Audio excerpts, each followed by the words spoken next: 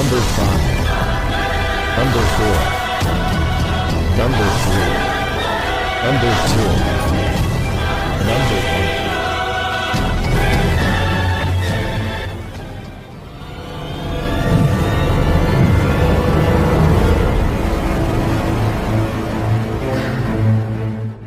Pakar dan spesialis ilmu vibrasi antara diri Tuhan dan alam semesta, ilmu metafisika modern, ilmu kebatinan, ilmu pusaka dan benda bertuah. Update video terbaru dengan mengklik gratis, subscribe dan lonceng notifikasi gratis, dan selamat menikmati.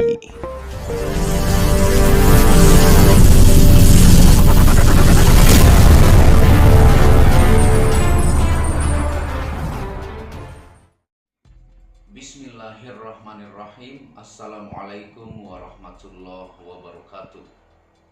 Alhamdulillahirabbil alamin, wassalatu wassalamu ala asyrafil anbiya'i wal mursalin sayyidina Muhammadin wa ala alihi wa sahbihi ajma'in. Rabbi shrah li sadri wa yassir li amri wahlul 'uqdatam min lisani yafqahu qawli. Alhamdulillah, bersama saya lagi dengan Muhammad Hamdan Al-Ghazali dalam Tauhid Metafisik. Pada kesempatan yang berbahagia ini kita akan membahas tentang video cara cepat kaya raya yang tidak masuk akal dengan teknik ini. Tonton video ini sampai selesai supaya Anda mengerti dan tidak gagal paham. Nah, pada kesempatan kali ini tentunya saya akan menjelaskan dengan cara pandang berbalik ya, dengan manusia biasanya yang bagaimana menjadi cepat kaya raya. Tentunya yang dihubungkan dengan ilmu spiritual yang saya akan jelaskan pada kesempatan kali ini, yaitu dengan cara melakukan bisnis karma ya. Karma itu bisa dijadikan bisnis meskipun merupakan sebuah aturan ataukah sistem yang dimana apabila melakukan baik hasilnya baik, apabila melakukan hal buruk hasilnya akan buruk.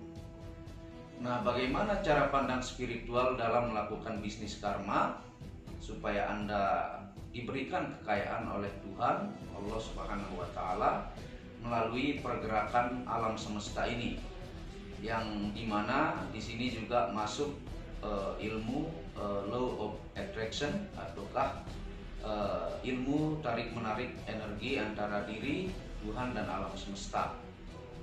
Nah, sebelum saya melanjutkan, mungkin Anda bertanya, apakah saya pribadi layak untuk memberikan Anda informasi ini?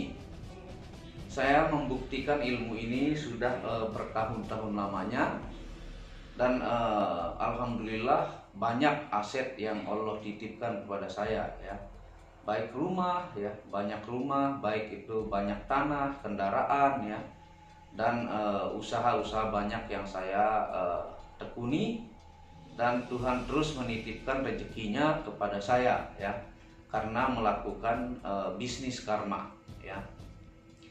Jadi menurut saya layak ya, meskipun tidak sekaya orang-orang hebat ataukah lebih sedikit dibandingkan yang lain. Nah, seperti itu. Nah, bisnis ini adalah karma yang sering Anda dengar, itu diyakini oleh semua agama. Mau agama manapun meyakini apa yang dilakukan baik maka akan kembali baik ya. Kalau dalam ilmu vibrasi, law of attraction, ketika Anda melakukan hal kebaikan, maka setiap manusia ini memiliki tabungan energi masing-masing. Misalnya Anda melakukan kejahatan ya, tidak langsung dibalas oleh karma ataukah oleh alam semesta ini ataukah oleh Tuhan, tapi setiap manusia itu memiliki tabungan-tabungan masing-masing ya. Baik anak itu berbeda, orang tuanya berbeda, orang lain berbeda, masing-masing punya tabungan karma. Ketika dia melakukan keburukan ataukah kejahatan, misalnya mencuri ataukah memfitnah orang ataukah melakukan hal yang tentunya dilarang oleh agama dan menzolimi manusia, maka itu akan bertambah tabungan Anda ya. kita ibaratkan tabungan itu seperti tabung misalnya di atas kepala kita ya. Ketika Anda melakukan keburukan itu terus sebagai tabungan sampai pada titiknya kalau tabungan Anda besar penuh ya, maka akan berbalik kepada Anda. Itu mutlak ya. Itu merupakan sebuah sistem mutlak di alam semesta ini. Bisa kembalinya itu menjadi tabrakan ya. Bisa sesuatu yang Anda miliki Anda kehilangan, misalnya motor ataukah mobil ataukah benda berharga, bisa diganti dengan penyakit yang parah yang tak kunjung sembuh. Itu sebenarnya adalah hasil tabungan karma ya. Meskipun orang menyebutnya takdir, tapi karma itu adalah bagian daripada takdir.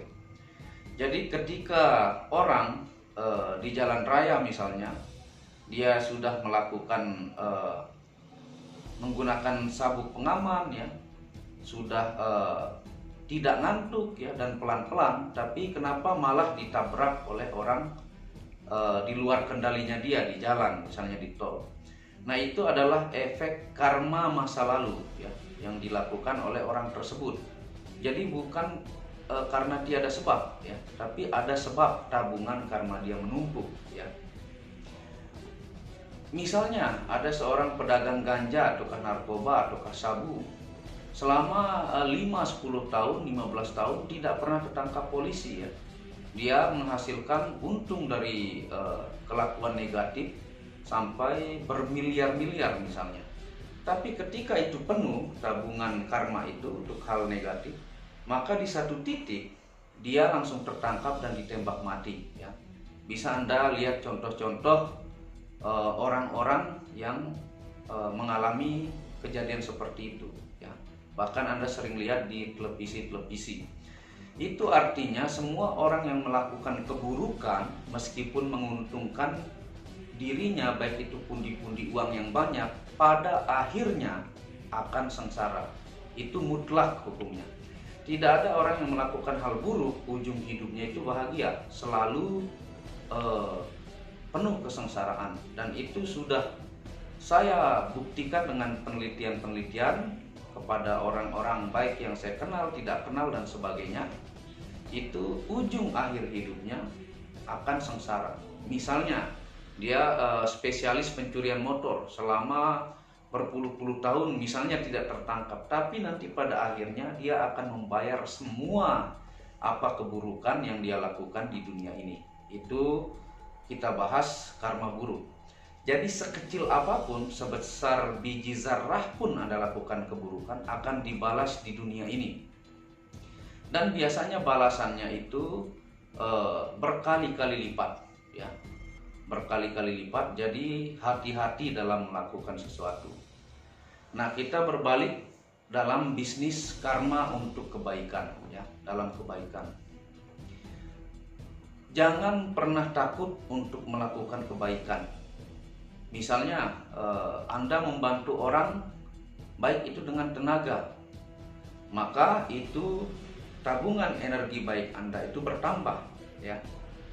Ketika Anda bersedekah, misalnya Anda membantu orang yang lemah, Anda bantu, misalnya Anda punya lebih uang 5.000 ya, Anda kasih orang yang nggak makan, ataukah Anda punya rezeki lebih, Anda menyumbang 10 juta misalnya, itu tetap akan menjadi tabungan baik ya. Meskipun ikhlas atau tidak ikhlas dari aturan semesta ini, itu pasti diganti ya. Tapi jangan mengharap untuk diganti. Tapi dari aturan sistem semesta yang ada dan dari law of attraction itu akan menciptakan kembalinya berlipat-lipat. Nah, misalnya kenapa Anda berpikir saya membantu orang, misalnya saya usaha restoran, untung saya 300.000, 50.000-nya selalu saya sedekahkan. Kenapa nggak pernah untung-untung terus? Sabar ya, karena tabungan kebaikan Anda itu lagi bertambah. Nanti pada titik tertentu ketika itu penuh, bisa saja berbagai cara ya, bisa saja Anda ketemu partner bisnis yang jujur, yang baik dan memberikan Anda modal, dan bisa saja Anda mendapatkan keuntungan yang sangat besar, dan bisa saja sesuatu informasi yang masuk ke kepala Anda dari Tuhan, sebuah informasi ide bisnis yang canggih sehingga membuat Anda sukses dalam bidang tersebut. Dan itu mutlak. Misalnya Anda memasukkan 10 juta Anda membantu orang, itu nanti pada titiknya akan menjadi berlipat-lipat. Baik Anda ikhlas atau tidak ikhlas, Anda minta kembali atau tidak kembali, bahkan sebesar biji zarah kebaikan pun yang Anda tanam itu berlipat-lipat diganti di dunia ini, ya. Misalnya bagaimana cara supaya usaha saya lancar dan laris manis, ya. Yang saya bilang tadi, Anda melakukan bisnis karma, tanam kebaikan sebaik mungkin. Baik Anda dalam tutur kata, ya, kalau Anda bergaul tidak menzolimi orang, ya. Dalam ketika Anda punya rezeki lebih, wajib potong hak-haknya orang yatim piatu. Karena kalau Anda tidak potong, itu akan menjadi racun yang menggerogoti harta benda Anda yang lain. Orang pelit dijamin hidupnya akan disusahkan, disempitkan oleh Tuhan dan alam semesta ini. Karena itu merupakan konsep mutlak dari karma. Dan karma ini adalah sebutan umumnya. Di semua agama orang meyakini karma ini. Kalau di Muslim banyak dalil-dalil, ayat-ayat ataukah hadis-hadis yang menjelaskan tentang apa yang dilakukan baik hasilnya baik, apa yang dilakukan buruk hasilnya buruk. Semisal contoh, Anda coba lihat orang-orang kaya di muka bumi ini. Kalau Anda menilai sesuatu kesuksesan dengan harta, ya, misalnya Bill Gates, ya, ataukah Warren Buffett, ataukah Carlos Slim Helu, ataukah Mark Zuckerberg, ya, yang punya Facebook. Mereka kalau Anda pelajari, Anda teliti, mereka sebenarnya membantu puluhan ribu bahkan jutaan manusia dengan membuat badan amal, ya. Dia tidak pandang itu yang dibantu itu mau Muslim, mau Kristen, mau Hindu, mau Buddha, mau tidak punya agama, dia bantu, ya. Memiliki badan amal yang membantu jutaan manusia, sehingga Tuhan menitipkan kekayaan itu kepada orang yang layak bisa digunakan untuk kebaikan dan membantu manusia lain. Ketika Anda membantu manusia lain, maka Tuhan pasti melipat gandakan apa yang Anda bantu kepada orang tersebut. Secara logika, pernah saya upload di video saya, rumus matematika Tuhan dengan manusia itu berbeda jauh. Matematika manusia 10 kurangi 2 hasilnya 8. Itu matematika otaknya manusia. Tapi kalau matematikanya Tuhan bisa menjadi kita sebut saja 40. Tidak masuk akal tapi terbukti.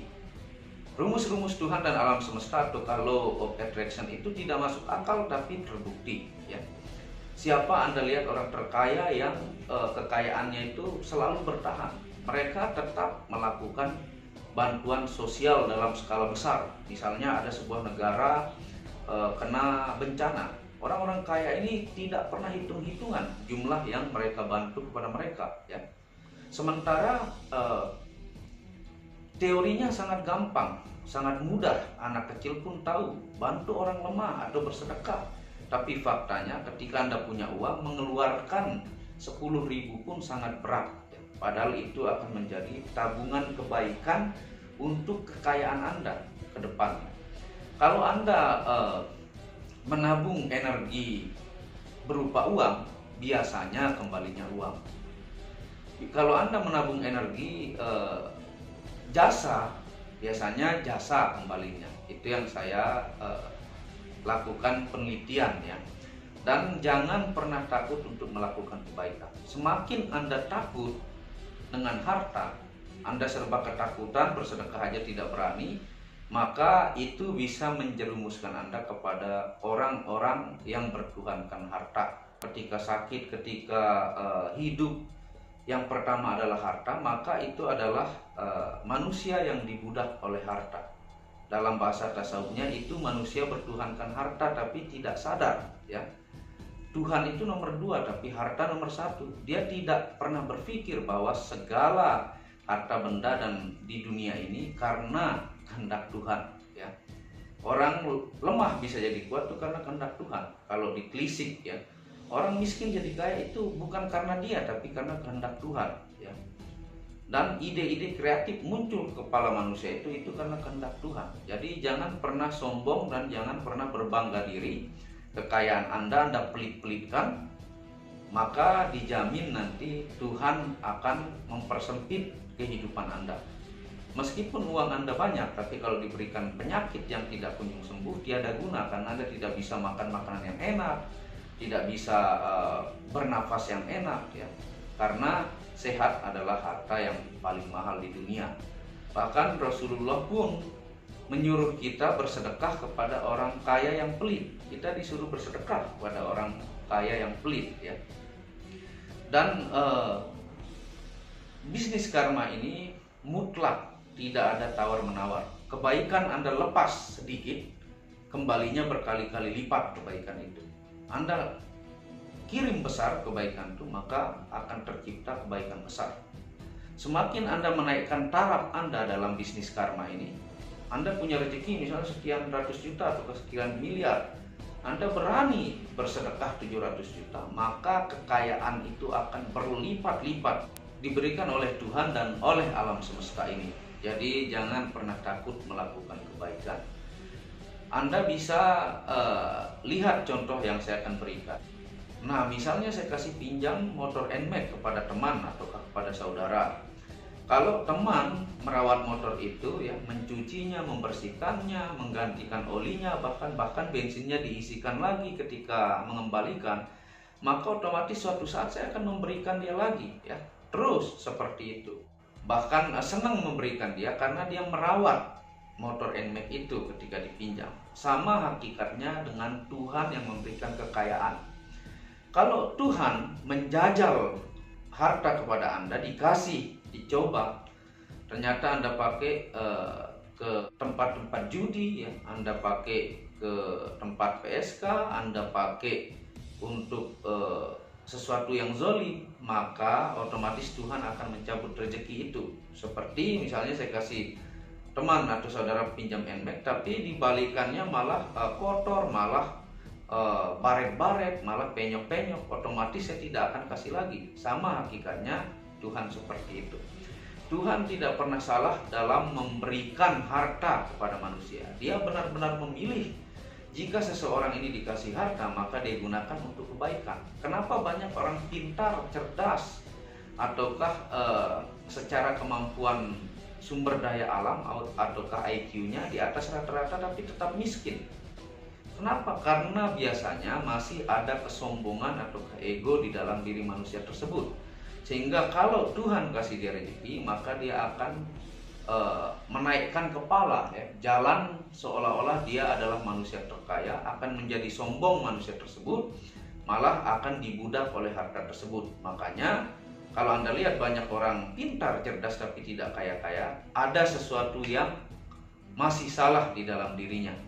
Belum layak kategori dititipkan harta oleh Tuhan. Takutnya nanti dipakai untuk kesombongan dan sebagainya. Nah, seperti itu penjelasan singkat. Poinnya adalah jangan pernah takut melakukan kebaikan. Percaya mutlak hasilnya itu akan kembali berlipat-lipat, ya. Jadi tanam kebaikan dari sekarang, ya, untuk memenuhkan energi tabungan Anda. Ketika itu sudah penuh dan tumpah, maka itu akan menjadi kekayaan yang luar biasa. Kalau yang Anda tanam seperti uang, ya, membantu orang. Dan membantu orang pun kita harus cerdas juga, ya. Jangan membantu orang tapi nanti pada akhirnya Anda dipers sama orang tersebut ataukah digerogoti harta benda Anda, ya. Dan kurangi keburukan, karena itu akan bisa menjadi penyakit yang tidak kunjung sembuh. Nah, suatu saat bisa menjadi tabrakan yang Anda tidak sangka-sangka, bisa menjadi kehancuran rumah tangga dan sebagainya. Semoga Anda paham penjelasan pada kesempatan kali ini. Cara kaya raya ini sangat terbukti dan dilakukan oleh semua orang kaya di muka bumi yang melakukan kebaikan dan membantu manusia, ya, seperti itu. Semoga berkah manfaat. Terima kasih sudah menonton video Muhammad Hamdan Al-Ghazali ini, dan dukung terus channel ini untuk mengembangkan dengan mengklik lampu merah subscribe gratis dan lonceng notifikasi gratis, tidak ada ruginya. Anda bisa kunjungi second channel saya, yaitu Tauhid Metafisik, yang banyak membahas tentang ilmu mustika, pusaka, dan sejarahnya. Channel ketiga yaitu Maniak Akik, yang membahas lengkap gemstone secara internasional, gemologi, kandungan mineral, aura zodiak, dan metafisika modern. Dan channel baru yaitu yang khusus membahas tentang batu keindahan dengan ring perak, batu bacan dengan kualitasnya dengan harga bersahabat. Wabillahi taufiq wal hidayah. Assalamualaikum warahmatullahi wabarakatuh. Tauhid Metafisik Produk menjual baju-baju sufi sebagai pengingat kemurnian batin diri dan batin orang lain yang melihatnya, menyebarkan virus-virus cinta ketika memakainya dimanapun berada.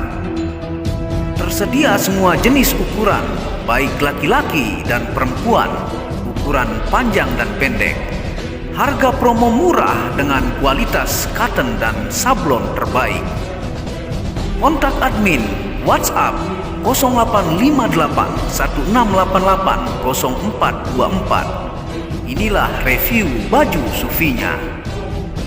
Baju sufi yang pertama, logo Tauhid Metafisik, lambang Tauhid, yang di belakang yang ada hanya satu.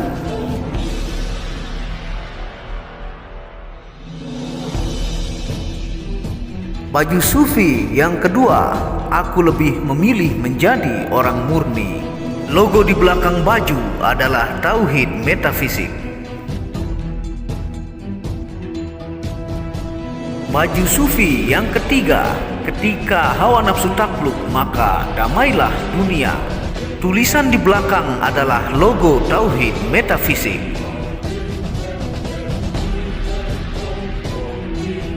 Baju sufi yang keempat, aku patah hati pada fananya dunia. Tulisan di belakang baju adalah logo Tauhid Metafisik.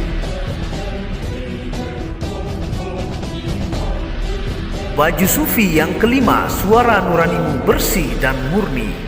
Tulisan di belakang baju adalah logo Tauhid Metafisik.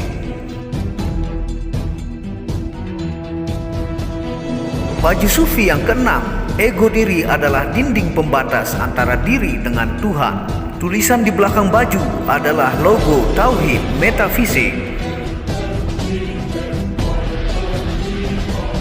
Segera pesan baju-baju sufi, stok terbatas. Terima kasih.